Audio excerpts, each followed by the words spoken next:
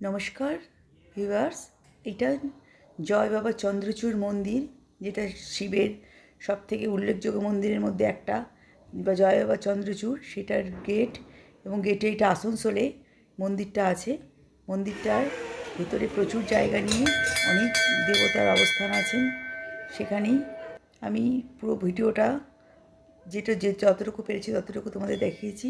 কিন্তু চন্দ্রচূড় বাবার মন্দিরে শুধু ভেতরটুকু এইটাই, যেটা একটা বড় মার্বেল পাথর দিয়ে ঘেরা। এবং দেখো দেখো শিব ঠাকুরের মাথার উপরে একটা মা মনসার অবস্থান আছে। এটি জয় বাবা চন্দ্রচূড়। এখানে দেবীর মা কালীর মন্দির আছে বাইরে, এবং সর্বদেবতার মন্দির আছে। দেখো এটা সম্পূর্ণ চূড়াটার ছবি, অনেক উঁচু চূড়াটা, যতটা ক্যামেরায় একবারে আসেনি, অল্প অল্প করে নিতে হয়েছে। যারা একবার দর্শন করেছো জয় বাবা চন্দ্রচূড় অবশ্যই কমেন্টে লিখবে।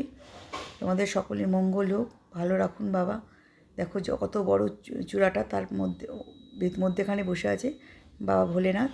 এবং মন্দিরটা দেখো, চারদিকে সম্পূর্ণ দেবতার বাস অবস্থান আছেন। নন্দীর বাইরে অবস্থা করেছে। এইভাবে মন্দিরটা প্রচণ্ড ভিড় হয় সোমবার, এবং শ্রাবণ মাসের সারা মাস মেলা হয়। এটা আসানসোলে সব প্রায় 6টা পর্যন্তই খোলা থাকে। মন্দিরের গেট বন্ধ হয় না, তবে বিশেষ অনুষ্ঠানের দিন খুব ভিড় হয়।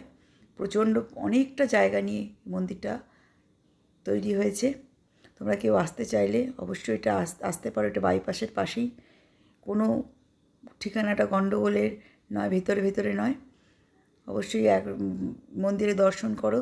আমার ভিডিও থেকে যতটুকু পারবে বাবাকে প্রণাম করবে। বাবা খুব দয়ালু, সবাইকে আশীর্বাদ করেন। আমি এটা সন্ধেবেলা ঘুরতে গেছিলাম বাবাকে প্রণাম করতে, পূর্ণিমার দিন।